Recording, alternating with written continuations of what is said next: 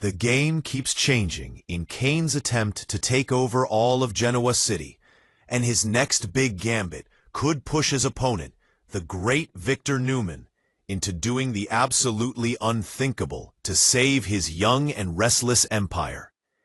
At the moment, Victor still believes he's holding all the cards, having threatened Kane with the exposure of his late father's misdeeds if he doesn't hand over the nefarious AI software. Additionally, and we still kinda can't believe it, given how he treated him, he now has Michael Baldwin working for him on the inside. Indeed, it would seem that the expected victory is well in hand for the man who named himself Victor as a manifestation of such successes. His plan?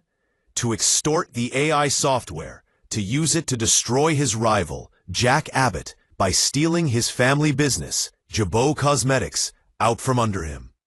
The problem? There are a couple of potential twists that could not only completely upend Victor's scheme, but could ultimately push him to do the utterly unthinkable in his mind, to save his own empire from Kane's clutches.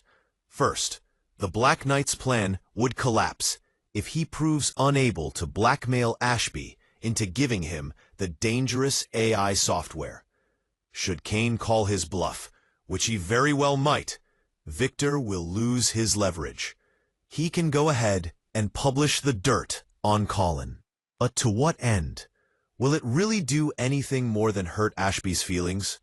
Spoiler alert, while we won't give anything away, we can tell you that Michael shows up at the Kane train on Thursday's episode, while Victor is there, forcing the two to put on a little performance to hide the fact that they're working together.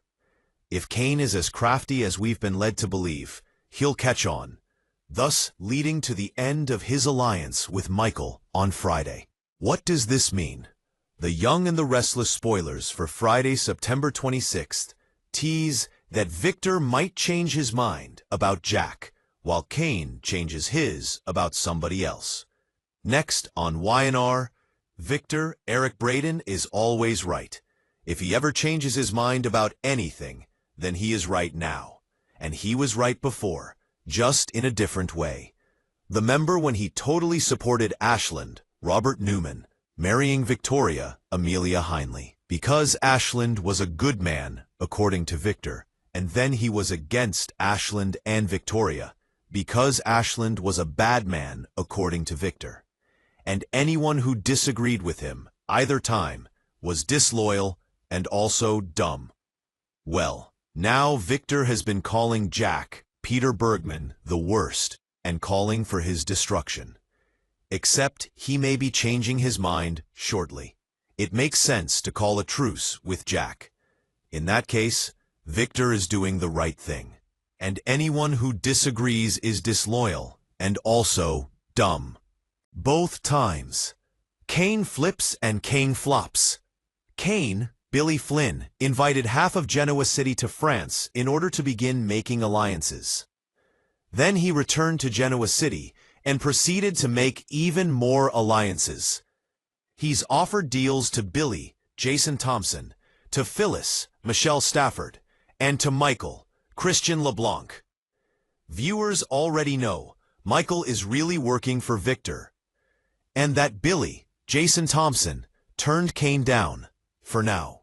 As for Phyllis Michelle Stafford, Phyllis is only out for Phyllis, full stop. We figure Kane knows this too, which is why he's about to sever at least one relationship. Nikki's surprise party. Nikki, Melody Thomas Scott, is trying to stay married to Victor while being friendly with Jack. Nikki is a grown-up. Victor, on the other hand, taunts Jack like he's a spoiled child on a playground. Will Nikki keep straddling both sides, or will a plot twist force her to choose one or the other? Kane's train. Victor wants an answer from Kane about attacking Jabot. He reminds Kane what's at risk, but Kane doesn't think Victor has the facts to back up his assertion that Kane's money from Colin is dirty. Victor says the truth doesn't matter, saying everyone, including his children, will think he is all kinds of dirty. Abbott Mansion. Diane and Kyle are chatting about getting into it with Audra earlier in the evening. Jack jumps in and says Kyle has to stop being baited by Audra, and it doesn't help with Claire at all. Kyle gets it and says he will cease and desist. Jack switches topics and rants about Billy being impulsive and how he talks a good game. He thinks Kane poses a threat to the Abbott family and has no time to focus on Billy's hijinks. Park. Sally thinks Billy isn't being honest with her. He wants to keep his hands on Chancellor, but worries Sally will lose it. Sally loses it and says she will determine how they move forward, as she thinks they are no longer a team. All of her dreams took a backseat to his. She says he has been obsessed with getting Chancellor back ever since Jill sold it out from underneath him. Sally says she can't compete with the obsession and wants him to be done with his plans for vengeance. Previous, The Young and the Restless recap. Holden offers Claire a chance. To get Sally just made a big move with Billy. Now they're on the brink of a breakup. Fans of The Young and the Restless couldn't help but notice this startling pattern in all of her relationships. So much for her happy ending. It wasn't too long ago when Billy, Jason Thompson, asked Sally, Courtney Hope, to move in with him. Now, he sabotaged their relationship because he wanted revenge on Victor, Eric Brayton. Billy had to get his hands on Kane's, Billy Flynn, AI software so he could take down the mustache. Sally wanted no part of that, so she walked out on him. However, she's not sure whether she wants to still be in a relationship with Billy. She's never seen this side of him before and isn't quite sure what to make of it. Y&R fans wonder if she's cursed. One person asked on Reddit, anyone else notice that whenever Sally moves in with a boyfriend, they end up breaking up a month later? So, after she and Billy break up, will she run back to Adam or Nick? Hopefully, she'll stay single for 10 minutes. Maybe they could have her work on a career and become a strong, independent woman, one Redditor responded. However, some fans are on board with Sally and Audra, Zuleika Silver becoming the next power couple. Sally and Audra would be fire, fire, fire. Someone else noticed sparks fly between Sally and Tessa. It seems like they were chemistry tested, but the writers dropped the idea afterward. What is Sally's backstory? Most fans have enjoyed watching Sally's storyline since she appeared on The Bold and the Beautiful. They think she's long overdue for her own happy ending. Unfortunately, she hasn't had much luck in the love department. Whether that's due to a lack of men or luck remains to be seen. Will Billy's stupidity bring Sally and Jack together again? I'd love for her to finally be engaged and wear a wedding dress. I've been with her since the beginning of Bold and Beautiful. She was great with Wyatt, and now on Y&R, she's never had her happy ending.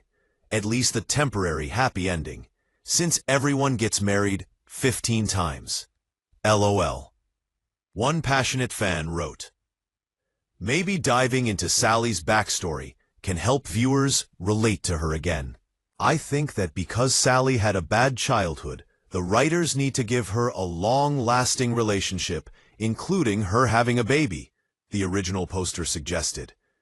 In the high-stakes world of Genoa City, where fortunes are won and lost on a whisper, and legacies are built on secrets, the most dangerous conflicts often arise from the most unexpected sources.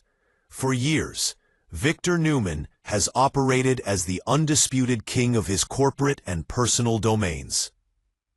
His gaze fixed on rivals like Jack Abbott, Adam Newman, or any ambitious upstart who dares to challenge his throne. But the next existential threat to the Newman Empire might not come from a seasoned adversary. It could come from a desperate man with nothing left to lose, Kane Ashby. On the surface, the idea seems almost laughable. Kane, the perpetual outsider, the man who has ricocheted from scandal to redemption and back again, is no match for the calculated, Strategic might of Victor Newman.